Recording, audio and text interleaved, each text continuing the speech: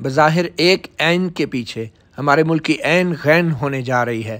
اسے بشرا بیگم کی مبینہ توہم پرستی کہیں یا عمران خان کی سیاسی حکمت عملی، آئین کی تشریح کہیں یا موجودہ چیف جسٹس کی خوش قسمتی کہ تحریک انصاف کو عارف علوی کے بعد عمر عطا کی صورت میں ڈبل عین والا ایک اور صدارتی امیدوار مل گیا ہے۔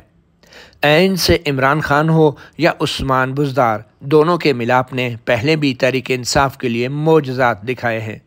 ایک عین والے عمران خان کو دو عین والے عارف علوی کے بعد دو عین والے عمر عطا بھی عطا ہو گئے ہیں۔ اس بات کا ادراک بظاہر خود چیف جسٹس کو بھی ہے، اور ریٹائرمنٹ سے چند ماہ پہلے عارف علوی کا جان نشین بننے کی ایک کوشش میں آخر حرج کیا ہے؟ اسی لیے تو قبل از ریٹائرمنٹ پنجاب میں عام انتخابات کی خاطر نوکری کی آخری سانس تک لڑا جا رہا ہے۔ بھینس کی دم بے سبب نہیں۔ سپریم کورٹ کے 14 مئی کو پنجاب میں الیکشن کرانے کے حکم کو آخر اور کیسے سمجھا جائے، خاص کر جب چیف جسٹس عمر عطا خود فرماتے ہیں کہ آئین میں نگران حکومتوں کا مطلب پورے ملک میں ایک ہی دن نگران حکومتوں کے تحت انتخابات کرانے کی دلیل وزن رکھتی ہے، اور اس پہلو کو کسی فریق نے فیصلے سے پہلے سنجیدگی سے عدالت کے سامنے نہیں رکھا تھا۔ اب چیف جسٹس کے ان ریمارکس کے پیچھے بھی ایک چال دکھائی دیتی ہے کہ حکومت 14 مئی کے خلاف نظر ثانی درخواست دائر کر دے، جس کو مسترد کر کے سپریم کورٹ کے 14 مئی کے فیصلے کو آئینی طور پر حتمی تحفظ مل جائے، اور اس کے خلاف ورزی کی بنیاد پر وزیر اعظم یا پوری کابینہ کو، جو وزراء کابینہ سے الگ نہ ہوئے یا معافی نہ مانگی، توہین عدالت میں فارغ کرنے کی تلوار گردن پر گرا دی جائے، جس کا مطلب 5 سال کی نااہلی بھی ہوتا ہے۔ چیف جسٹس عمر عطا کے بظاہر اس معصومانہ اعتراف کوتاہی کے پیچھے حکومت کو بجا طور پر کچھ اور نظر آ رہا ہے۔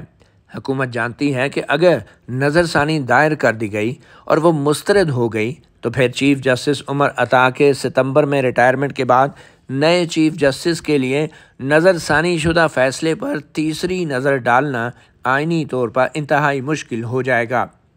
جہاں تک الیکشن کمیشن کی نظر ثانی درخواست کا تعلق ہے تو اس میں بنیادی قانونی سوال الیکشن کمیشن کے آئینی اختیار کا ہے۔ اب 14 مئی کی تاریخ سر پر آ گئی ہے، یعنی کہ 6 دن بعد، اور عدالت انصاف اور تحریک انصاف کے دونوں کپتان اچھی طرح جانتے ہیں کہ پنجاب میں الیکشن کے لیے 14 مئی کی تاریخ دوسرے صوبوں کے حق پر ڈاکہ ہوگی۔ اس سب کے باوجود چیف جسٹس کے اپنے فیصلے پہ عمل درآمد کے حوالے سے اصرار، اس پر عمل درآمد کے لیے مزید کارروائی پر پراسرار خاموشی، اور اس دوران چیف جسٹس عمر عطا کے حق میں عمران خان کا ملک گیر احتجاج کے پیچھے ایک نئی کہانی جنم لیتی دکھائی دیتی ہے۔ چیف جسٹس کے 14 مئی کو پنجاب میں الیکشن کرانے کے حکم پر عمل ہو نہ ہو، عدالت انصاف نے تحریک انصاف کے لیے سیاسی فضا ہموار کر دی ہے۔ بظاہر چیف جسٹس اور ان کے 2 ساتھی ججوں کے نزدیک سپریم کورٹ کا کام فیصلے دینا ہے، اور اگر ان فیصلوں کا مقصد سیاسی طور پر حاصل ہو جائے تو ان پر عمل درآمد کرانے کا فائدہ؟ عزت اور وقار تو عدالت کا خاک میں ملتا ہے۔ ریٹائر ہونے والے جج کو کیا فرق پڑتا ہے؟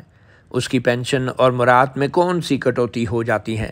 بلکہ ایوان انصاف کے ترازو کے کسی ایک پلڑے میں ریٹائر ہونے والا کوئی جج خود ہی بیٹھ جائے تو اس کے لیے ایوان صدر کی کرسی تو بنتی ہے نا۔ ریٹائر ہونے والے ججوں پر عوامی عہدہ نہ رکھنے کی 2 سال کی پابندی تو حکومت وقت کے ایک نوٹیفیکیشن کی مار ہوتی ہے۔ یہاں تو کھیل 2/3 اکثریت کا کھیلا جا رہا ہے۔ ویسے بھی اس پابندی کی مثال ایسی ہی ہے جیسے ریٹائر ہونے سے پہلے کچھ جرنیل بھرپور سیاست کرتے ہیں اور ریٹائرمنٹ کے بعد 2 سال تک وہ سیاست پر پابندی کا رونا روتے ہیں۔ کچھ ججوں کا بھی یہی حال ہے۔ اتنے دور کی سوچنے والے پنجابی منصفوں نے بہت پہلے سے تخت پنجاب کو الٹنے کے لیے اپنا کام شروع کر دیا تھا، جس کا ایک ثبوت آئین کی شق 63A کی ایسی روحانی تشریح تھی کہ جس کا آئین کے الفاظ بھی ساتھ نہیں دے رہے تھے۔ ایک مختصر حکم کے ذریعے منحرف اراکین کے ووٹ کے شمار کو بھی ان کی پارلیمانی پارٹی کے فیصلے پر عمل سے مشروط کر دیا گیا تھا۔ اس مختصر حکم کا تفصیلی فیصلہ کئی ماہ تک نہیں آیا کہ جس میں ایسا کرنے کی تفصیلی آئینی وجوہات کا جائزہ لیا جا سکتا۔ جب تک تفصیلی وجوہات آئی اس سے پہلے ہی تخت پنجاب عدالتی فیصلے کے باعث الٹایا جا چکا تھا اور پھر پنجاب اسمبلی تحلیل کر دی گئی۔ اب ایک بار پھر ایک اور بادشاہانہ مختصر حکم کے ذریعے 14 مئی کو پنجاب میں الیکشن کرانے کی ضد ہے۔ خیبر پختونخوا میں 90 دن میں الیکشن کرانے کی آئینی ذمہ داری سے لاہوری ججوں کو کوئی غرض نہیں۔ 4 اپریل کو جاری کیے گئے اس مختصر حکم کی بھی تفصیلی وجوہات آج تک سامنے نہیں آئی اور 14 مئی کی تاریخ سر پہ آ گئی ہے۔ مذکورہ حالات میں اب اگر تحریک انصاف اور عدالت انصاف مل کر ایک نئی وکلا تحریک چلانا چاہتے ہیں تو انہیں یہ نہیں بھولنا چاہیے کہ قوم ایک اور افتخار محمد چودھری جیسے بددیانت اور سازشی کردار کی متحمل نہیں ہو سکتی۔ اس کو بھی عوامی مقبولیت کی غلط فہمی ہو گئی تھی، جس باعث اس نے بھی بعد از ریٹائرمنٹ ایک سیاسی جماعت بنا لی تھی۔ اس سیاسی جماعت کا حشر دیکھ کر موجودہ عدالتی قیادت نے اپنے کالے چوگوں سمیت انصاف ٹرانسپورٹ کی بس کی چھت پر چڑھ کر ایوان صدر پہنچنے کی حکمت عملی اپنائی ہے۔ ایسا کرنا شاید ان کی مجبوری بھی ہے، کیونکہ جنرل باجوہ اور جنرل فیض کے ہاتھوں میں کھیلتے ان چند منصفوں نے جو سیاسی انجینئرنگ گزشتہ 7 سال کے دوران کی ہے وہ آئین سے سنگین غداری کے مترادف ہے۔ جسٹس قاضی فائز عیسیٰ کے چیف جسٹس بننے کے بعد ایسے ججوں اور ان کے سابق ہینڈلروں کی واحد محفوظ پناہ گاہ آئینی استثناء کی بلند فصیلوں کے پیچھے ایوان صدر ہی ہو سکتا ہے۔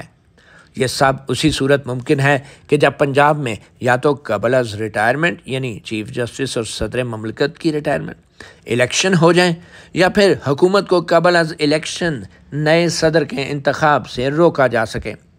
اگر حکومت قبل از الیکشن نئے صدر کا انتخاب نہ کرنے پر راضی ہو جاتی ہے تو بظاہر چیف جسٹس عمر عطا بندیال 14 مئی کے الیکشن کی تاریخ پر الیکشن کمیشن کی نظر ثانی درخواستوں میں لچک دکھا سکتے ہیں۔ آئین کے مطابق نئے صدر کا الیکشن 9 ستمبر سے پہلے 60 دن کے اندر ہو سکتا ہے اور 30 دن پہلے ہونا لازمی ہے۔ اس کا مطلب ہے کہ نیا صدارتی الیکشن 9 جولائی کے بعد بھی اور 9 اگست سے پہلے لازمی ہو سکتا ہے۔ کیا چیف جسٹس حکومت کو 9 جولائی تک جانے دیں گے؟ اور کیا چیف جسٹس 14 مئی کو پنجاب میں الیکشن کے حکم پہ عمل درآمد نہ کرنے کا معاملہ کسی نہ کسی طریقے سے 9 جولائی تک زیر التوا رکھ سکتے ہیں؟ چیف جسٹس عمر عطا بندیال نے کمرہ عدالت میں اٹارنی جنرل کو یاد دلایا تھا کہ اس حکومت کی مدت 12 اگست کو ختم ہو رہی ہے۔ صدارتی الیکشن میں قومی اور صوبائی اسمبلیاں ووٹ ڈالتی ہیں۔ ایک قانونی رائے ہے کہ 2 صوبائی اسمبلیاں یعنی پنجاب اور خیبر پختونخوا موجود نہیں تو صدارتی الیکشن نہیں ہو سکتا، جبکہ دوسری قانونی رائے ہے کہ صدارتی الیکشن میں واحد آئینی رکاوٹ صرف قومی اسمبلی کی عدم موجودگی ہے بوجہ تحلیل ہونے کے، اور ایسے میں موجودہ صدر کام جاری رکھے گا۔ آئین میں کسی صوبائی اسمبلی کے نہ ہونے کے باعث صدارتی الیکشن کو روکنے کا نہیں کہا گیا، مگر قانونی رائے پر عدالتی فیصلے حاوی ہوتے ہیں، چاہے وہ من پسند 3 ججوں کے بینچ کی رائے ہی کیوں نہ ہو۔ تو جناب صدارتی الیکشن کا معاملہ بھی سپریم کورٹ میں ہی آنا ہے، اور اگر پارلیمنٹ کا بنایا گیا قانون جس میں بینچوں کی تشکیل کے لیے 3 ججوں کی کمیٹی کا قیام کیا گیا تھا اور نظر ثانی کی بجائے اپیل کا حق لارجر بینچ کے سامنے دیا گیا تھا، 8 ججوں کے بینچ میں اگر وہ قانون یوں ہی معطل رہا تو اس معاملے پر بھی چیف جسٹس نے خود ہی سماعت کرنی ہے، اور اپنے انہی 2 ساتھی ججوں کے ساتھ جو آج کل خود کو ہی سپریم کورٹ سمجھ بیٹھے ہیں۔ قصہ مختصر یہ کہ ایک قتل کو چھپانے کے لیے اچھے بھلے انسان کو بہت سے قتل چھپ کر کرنے پڑتے ہیں۔ ججوں کو تو سر عام عدالتی قتل کا لائسنس ملا ہوتا ہے، انہوں نے تو چھری پھیرنے سے پہلے صرف تکبیر پڑھنی ہوتی ہے۔ خون کی دھار نکل آئے تو کون پوچھتا ہے کہ چھری تیز تھی یا نہیں، اور مرغ چوری کا تھا یا اپنا۔ اس سے پہلے کہ آئین کی چھری چلے، اپنی جان بچانے کے لیے آئین پر چھری چلانے کی زندہ مثال ہمیں آج سپریم کورٹ کے فیصلوں میں نظر آ رہی ہے۔ عارف علوی کے بعد عمر عطا کی تاج پوشی کے لیے بنی گالہ کی عملیات اس ملک کے ساتھ عین غین تو کر ہی رہی ہیں، مگر اس عین اور غین کے بعد جو فیک کاف لام میم اور نون ہونا ہے اس کا اس بیچاری قوم کو کوئی اندازہ ہی نہیں۔ مطیع اللہ جان، MJ TV۔